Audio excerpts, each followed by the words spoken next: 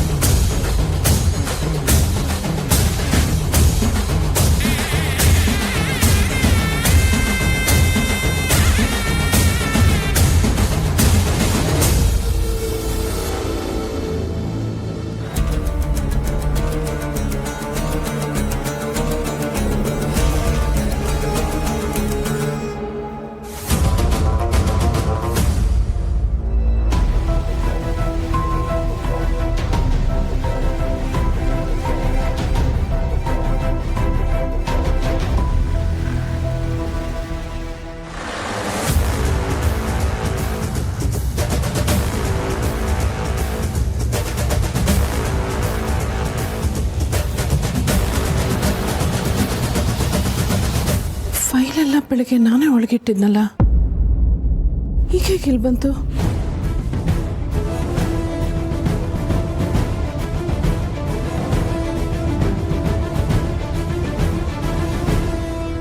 ಎಲ್ಲ ನಾನೇ ಮಾಡ್ತಾ ಆಚೆ ಇಟ್ಟೆ ಅನ್ಸುತ್ತೆ.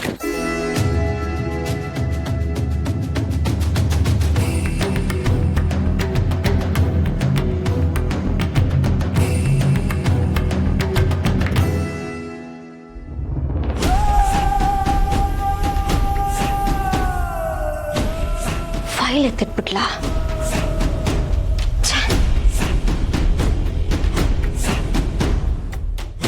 ಮತ್ತೆ ಬಂದ್ಬಿಟ್ರೆ ಇರ್ಲಿ, ಫೈಲ್ ಸಿಕ್ಕಾಯ್ತಲ್ಲ. ರಿಪೋರ್ಟಲ್ಲಿ ಏನಿದೆ ಅಂತ ಓದೋಕ್ಕಾಗಲಿಲ್ಲ. ಟೈಮ್ ನೋಡ್ಕೊಂಡು ಬಂದು ರಿಪೋರ್ಟನ್ನು ನೋಡ್ತೀನಿ.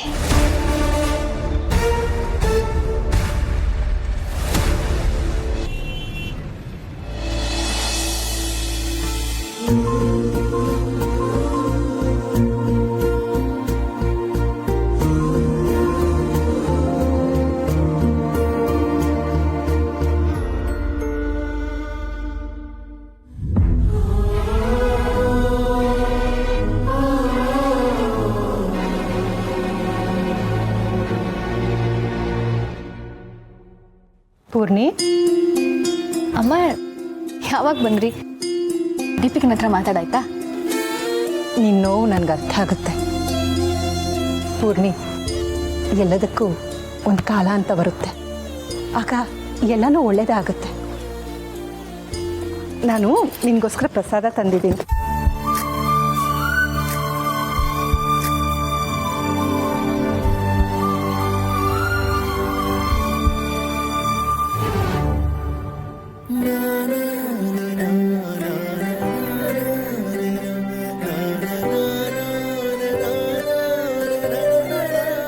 ಪೂರ್ಣಿ, ನೀನು ಈ ರೀತಿ ಅಳ್ತಿದ್ರೆ ನನ್ನಿಂದ ನೋಡೋಕ್ಕಾಗಲ್ಲಮ್ಮ. ನೀನು ಇದುವರೆಗೂ ಜೀವನದಲ್ಲಿ ಪಟ್ಟಿರೋ ನೋವು, ಸಂಕಟ, ಕಷ್ಟಗಳು ಸಾಕು. ಇನ್ನು ಮುಂದೆ ನೀನು ಚೆನ್ನಾಗಿರ್ಬೇಕು. ಆ ಭಗವಂತ ನನ್ನ ಸಂತೋಷನೂ ನಿನಗೆ ಕೊಡ್ಲಿ. ಚೆನ್ನಾಗಿರು ಮಗಳೇ. ಅಮ್ಮ, ನೀವು ಈ ರೀತಿ ಮಗಳೇ ಅಂತೀರಲ್ಲ, ಈ ಪದ ಕೇಳಕ್ಕೆ ಎಷ್ಟು ಹಿತ ಅನ್ಸುತ್ತೆ ಗೊತ್ತಾ? ಗೊತ್ತಿದ್ದೋ ಗೊತ್ತಿಲ್ದೇನೋ 1-2 ದಿನ ನಿಮ್ಮ ಮಗಳಾಗಿದ್ದೆ, ಆದ್ರೆ ಆ ಪ್ರೀತಿ ನನ್ನನ್ನು ಇನ್ನೂ ಕಾಡ್ತಾನೆ ಇರುತ್ತೆ. ಪೂರ್ಣಿ, ಆ ಪ್ರೀತಿ ಸಾಯೋವರೆಗೂ ಇದ್ದೇ ಇರುತ್ತೆ. ಅಮ್ಮ, ನಿಮ್ಮ ಮಡ್ಲಲ್ಲಿ ನಾನು ಮಲಗ್ಬೋದಾ?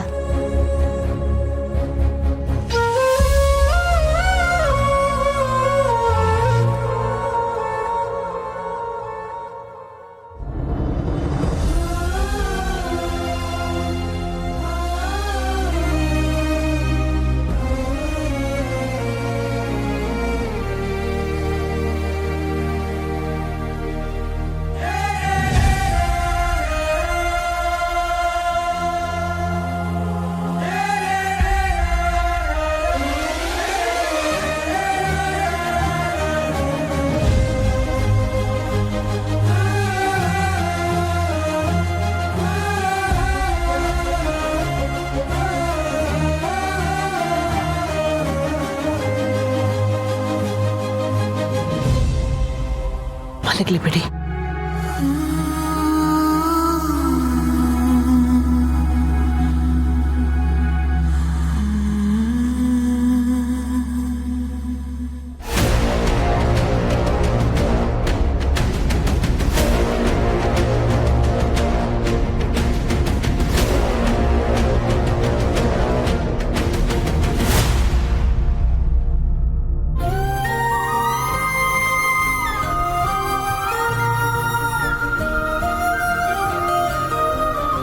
ಎಷ್ಟೋ ರಾತ್ರಿ ಮಗು ಬೇಕು ಅನ್ನೋ ಕೊರಗಲ್ಲಿ ನಿದ್ದೆನೂ ಮಾಡದೆ ಯೋಚನೆ ಮಾಡ್ತಾ ಕೂತಿರ್ತಾಳೆ ಅನ್ಸುತ್ತೆ. ಆಯಸ್ಸಾಗಿರುತ್ತೆ. ಸ್ವಲ್ಪ ಹೊತ್ತು ಮಲಗಲಿ ಬಿಡಿ.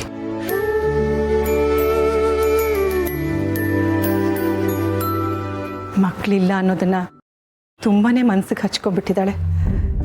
ಇವಳನ್ನ ನೋಡಿದ್ರೆ ಭಯ ಆಗತ್ತೆ. ನೀವೇನೂ ಯೋಚನೆ ಮಾಡಬೇಡಿ. ಜೀವನದಲ್ಲಿ ಅವಳು ಖುಷಿಯಾಗಿರ್ತಾಳೆ. ದೇವ್ರ ಕೃಪೆ ಅವಳ ಮೇಲೆ ಖಂಡಿತ ಇರುತ್ತೆ. ಆ ದೇವರು ಒಬ್ರೊಬ್ರಿಗೆ ಒಂದೊಂದು ಥರ ಪರೀಕ್ಷೆ ಕೊಡ್ತಾ ಇರ್ತಾನೆ. ನಾವು ಅದನ್ನು ಎದುರಿಸ್ಬೇಕು ಅಷ್ಟೆ. ಅದು ನಿಜಾನೇ ತುಳಸಿಯವರೇ. ಇವಳು ಮಗು ಬಗ್ಗೆ ಯೋಚನೆ ಮಾಡ್ತಿದ್ದಾಳೆ. ನಾನು ಮಗಳು ಕಣ್ಮುಂದೆನೇ ಇದ್ರು ಅದನ್ನು ಹೇಳ್ಕೊಳಕ್ಕಾಗದೆ ಕೊರಗ್ತಾ ಇದ್ದೀನಿ.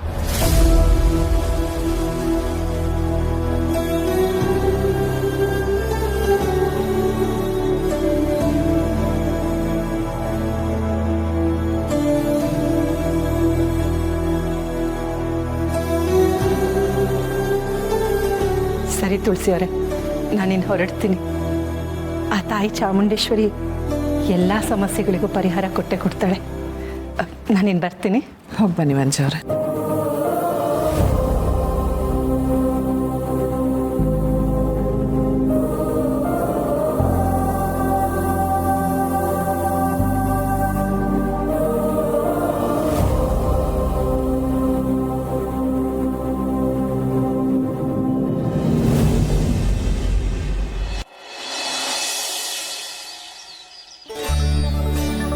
ಸರಿ ಸರಿ, ನಾನು ಬರ್ತೀನಿ.